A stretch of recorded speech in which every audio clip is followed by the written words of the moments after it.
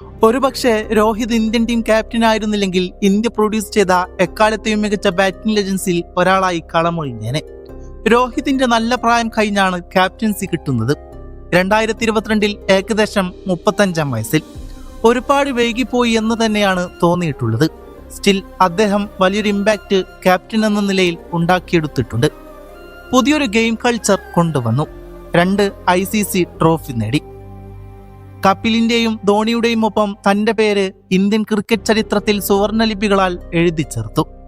ഇത്രയധികം ടീമിലെ യങ്സ്റ്റേഴ്സാൽ സ്നേഹിക്കപ്പെട്ട മറ്റൊരു ക്യാപ്റ്റൻ ഉണ്ടാകില്ല. അത്രയധികം കംഫർട്ടാണ് രോഹിത് അവർക്കൊരുക്കിയത്. അത് ഓരോ യങ് പ്ലെയറും രോഹിതിനെ കുറിച്ച് സംസാരിക്കുമ്പോൾ അവരുടെ മുഖത്ത് വരുന്ന സ്നേഹം മാത്രം നിങ്ങളൊന്ന് ശ്രദ്ധിച്ചാൽ മതി. എല്ലാവരാലും സ്നേഹിക്കപ്പെട്ട ഒരേയൊരു ക്യാപ്റ്റൻ. തലമുറ മാറ്റം ഗെയിമിന്റെ ഭാഗം തന്നെയാണ്. വ്യക്തികൾ മാറും, ഇന്ത്യൻ ക്രിക്കറ്റ് നിലനിൽക്കും. ഒരുപക്ഷെ ഇതൊക്കെ നേരത്തെ തീരുമാനിച്ചതാവാം. എങ്കിലും മനസ്സിന്റെ ഉള്ളിൽ ഒരു വിഷമം മാത്രം ബാക്കി നിൽക്കുന്നു. ഒരു രോഹിത് ആരാധകൻ എന്ന നിലയിൽ രോഹിതിന്റെ ക്യാപ്റ്റൻസി ഫേസ് അത്ര സുഖകരമൊന്നുമായിരുന്നില്ല. പക്ഷേ രോഹിത് ഒരിക്കലും തന്റെ ആരാധകരെ സന്തോഷിപ്പിക്കാതെ മടങ്ങിയിട്ടില്ല.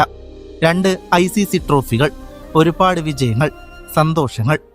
2023 ലോകകപ്പ് നഷ്ടം ഒരു മുറിവായി എന്നും മനസ്സിൽ അവശേഷിക്കും.